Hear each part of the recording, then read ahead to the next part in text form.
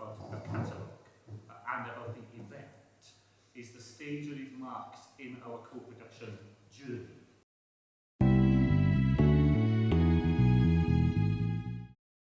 Co-production is an approach to public services which is based on equal and reciprocal relationships between professionals and citizens. Co-production isn't just about delivering great services, although it does do that. It's actually about sharing power and sharing responsibility. That's the core aim of co-production. If there isn't a shift in power, it ain't co-production. We start to move on from talking the talk and developing the ideas and having the debates to having some practical examples that are sufficiently worked up and sufficiently developed for us to be confident in committing them to paper and asking other people to think about them and to learn the lessons that we think are there to be learned for future developments. By their deeds shall ye know them. And by the deeds of co-production, I think we are now in a position where we have some very practical things that we can report on and we can begin to use as a template for others in the future. I work for Spice. Who in the room has heard of the concept time banking? Oh, and Spice. Ooh, fantastic. So, okay. So, Spice facilitates a person's organisation model of time banking. I have some of our command notes in my hand. So, for every hour of time that somebody gives to their community in Carmarthenshire, they will earn one of these that they can spend on local activity, including activities that happen in the community, such as a coffee morning or a tea dance, but also at corporate spend partners such as the Leisure Centre and the theatres. So we began, when I started having those conversations, we began talking to people about, what can you do, what are you good at, what do you know about? And we began by creating this sort of giant asset map across our community. And we began to get people involved through the groups and organisations where they felt safe and where they belonged. Because it was about meeting people where they were at, rather than the more traditional volunteering is very much about people coming in and giving you a set amount of hours. And with time credits, it's much more about engaging people with where they are and what they can do at that time. So using their skills to get them involved. Time credits came along when seeking work wasn't really an option. Both Rob and I too ill to commit to a job, both of us needing the other one around constantly for support. Our children were delighted with the project. We had no money at the time and we were constantly saying no, something they weren't used to. They were becoming isolated.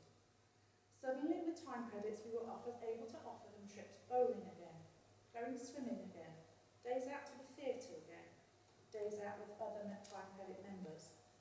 So much so that they love to earn time credits themselves. They like to look through the brochure and they like to choose their own events to save for. I asked my 8-year-old what time credits mean to him and he says, well Mum, you do something really cool to earn them and you do something really cool to spend them. So I read through the 7 case studies that came to me in my copy of Seeing is Believing, and as I went through them, I thought you could see some very strong themes emerging in the way that the co-production process can begin to work and do the things that we would like it to do. Co-production very often, I think, springs from what the Ron Avon case study says, from apparently intractable problems. Problems that have been attempted time and time again in conventional ways to be addressed and to be solved. And when it reaches the point where all those things appear to run into the sand, then co-production becomes the way in which people will think about them for the future. Apparently intractable problems. In Ron Avon's case, housing for young people. The Youth Forum was set up about 8 years ago because Ron Avon quickly realised that whenever we did events in the community or we asked the community to come in, we didn't very often get young people involved. So we went into the schools and started to build a relationship with the schools really and tried to see if we could get some young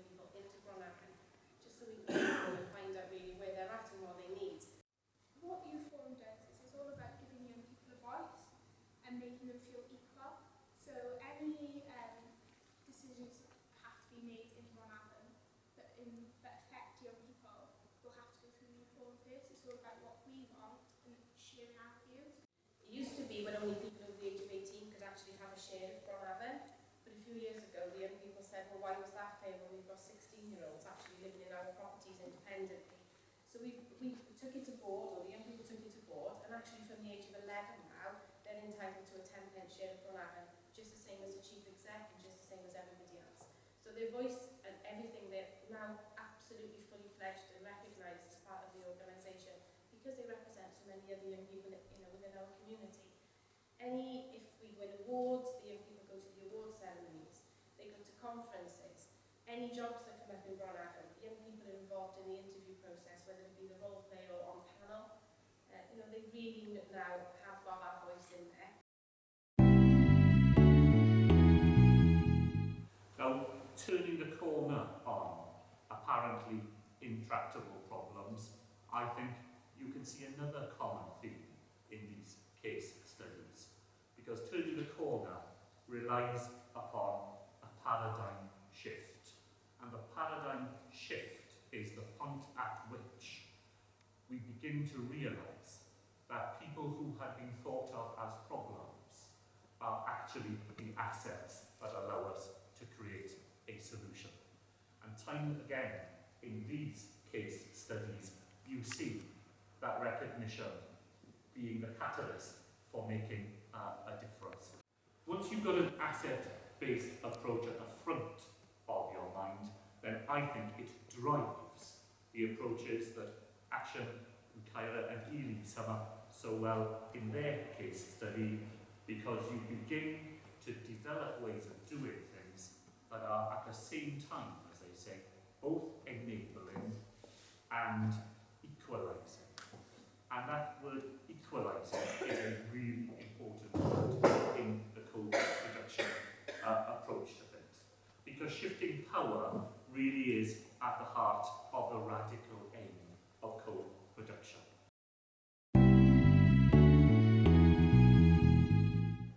Staff particularly felt that assets was about what is it that somebody has to give tangibly. So what is it that you can give to society? And we're often dealing with quite complex people, very frail people, end of life, people who, they haven't got the same things to give as somebody else might be able to help mow a lawn or help with a tea dance or all that sort of thing. But we now see assets as being that personal backbone of a person, as well as being able to give something from a more societal perspective. So the fact that this 93-year-old lady is so determined, and so stubborn, and so driven in what she wants is a personal asset. The original premise was actually talking to people about what matters, and then we have this idea that people would say, I'd like to belong to this group, or I'd like to join that particular club. And actually what we find is, generally speaking, people don't want to do that. People want to create their own solutions, and part of that is through purposeful contribution. People want to contribute to something and be part of creating their own stuff. So we've got some real good work going on in terms of bringing people together to create their own community cafes and their own particular opportunities for care and support, as opposed to the traditional services. And we are just having some conversations now with SPICE in terms of actually looking at time management as well. People genuinely are experts in their own lives and circumstances.